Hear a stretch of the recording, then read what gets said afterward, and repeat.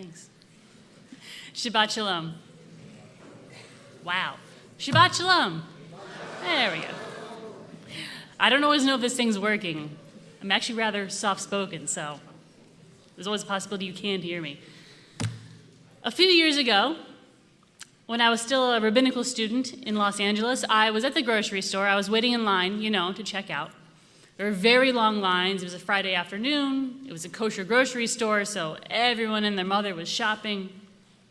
And as I stood there, an older gentleman started just out of nowhere yelling at the cashier, screaming at her.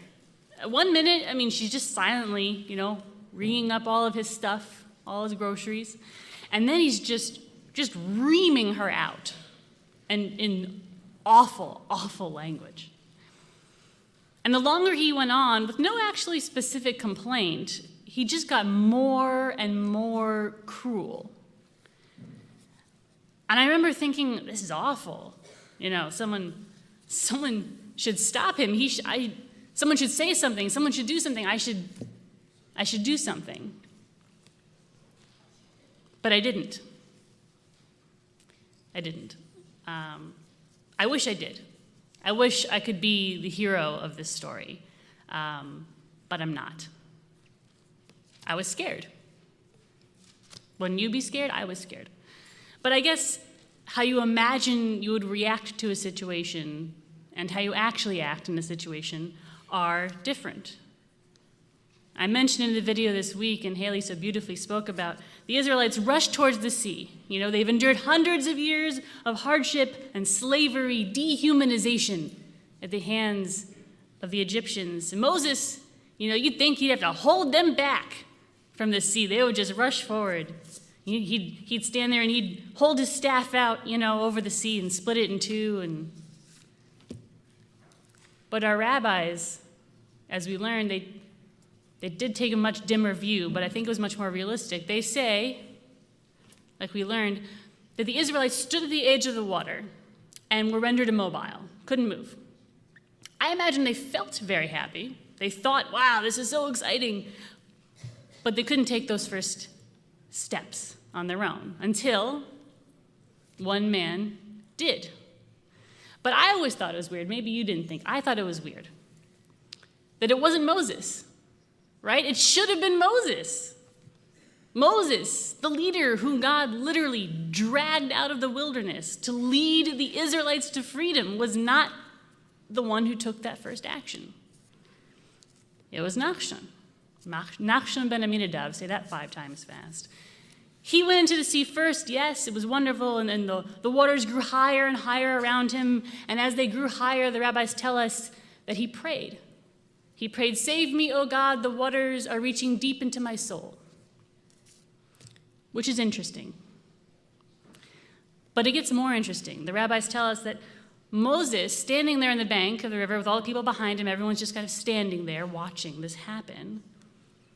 Moses sees Nachshon, he's chest deep in the Red Sea, and Moses' reaction is to start praying too. And you'd think God would be quite pleased with this. God loves prayer, right? We are always trying to get y'all to pray more. You'd think God would hear Moses and heed his cry. That's not what happens.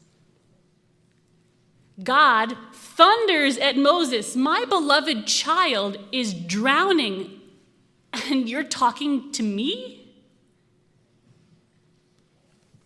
Moses' response to this rebuke, and it is a rebuke, is, I think, second only to, "Am I my brother's keeper?" in terms of chutzpah. It's very chutzpahdik. Moses' response is, "Ma beyadei la'asot." What's there in my power to do? If looks could kill. God basically tells Moses in Hebrew, "Are you kidding me? Do something. Lift your staff, stretch it over the sea, split the waters, lead the people to freedom." God is a little bit ticked. But I think this entire incident shows us how hard it is to take action. Moses, the consummate leader, The one we hold up as the gold standard of Jewish leadership. The next 4 books of the Torah, Moses is the main character. Greatest leader of Israel ever. And yet, when faced with a wall of water and a man who's brave enough to take action to cross it, Moses' response is words. He thinks them, he says them, words. Our greatest leader ever doesn't do anything because it's hard to take action. It's hard to be proactive. God gave Moses a little nudge, we'll say, because sometimes we all need a little nudge to take action.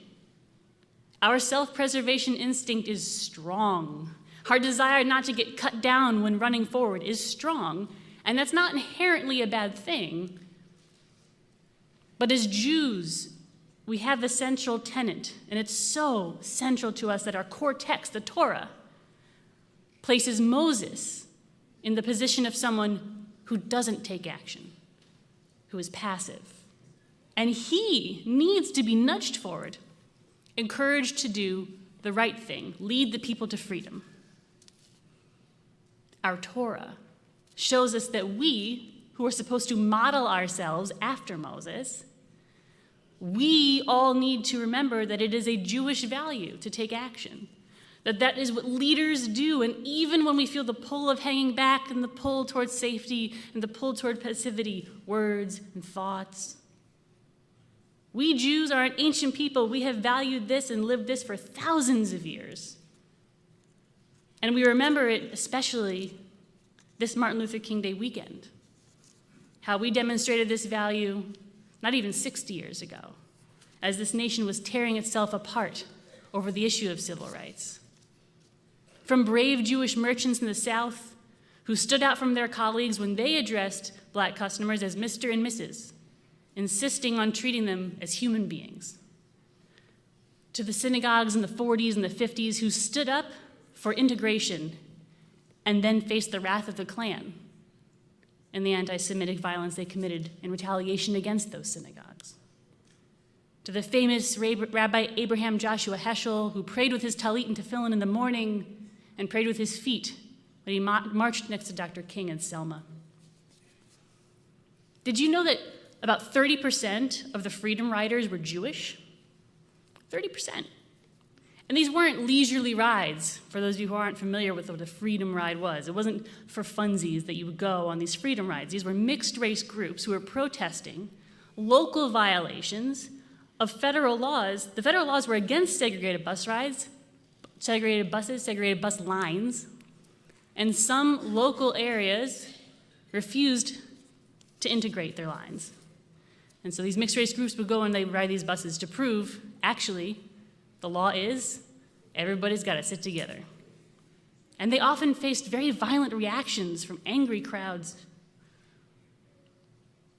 And those who dared to sign up voters from historically disenfranchised black communities. As Jews, it's very important for us to remember, especially those of our own whose actions did lead to them making the ultimate sacrifice. Young Jewish men, Andrew Goodman and Michael Schwerner, and a young black man named James Chaney, they were registering black men and women to vote in Mississippi, and this so incensed the local Klan that they were murdered or martyred for their efforts. And it would take more than 40 years for any justice to be had in that case. This should make us angry, yes, and it should also make us sad.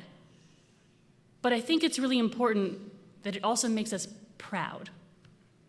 Proud that Jewish tradition, our tradition, advocates action.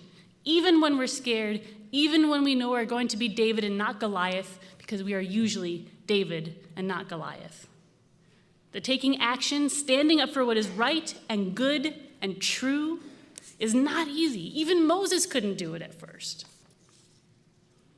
But our fear does not exempt us.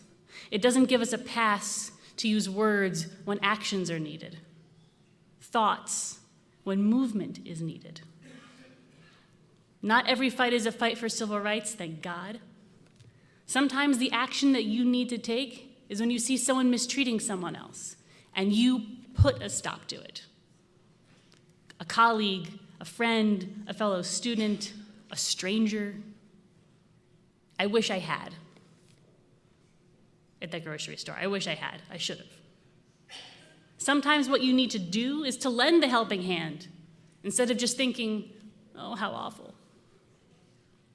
And sometimes it is a fight for rights, other people's rights, or our own. The story of Nachshon, of Moses' hesitancy to take action, and God's not so gentle reminder to do so, doesn't just remind us of the Jewish imperative towards action, to lead. It reminds us that it is on all of us to do so. So when we take those brave first few steps, we know we can look around and see our fellow Jews doing so as well, each in their own way. Shabbat Shalom.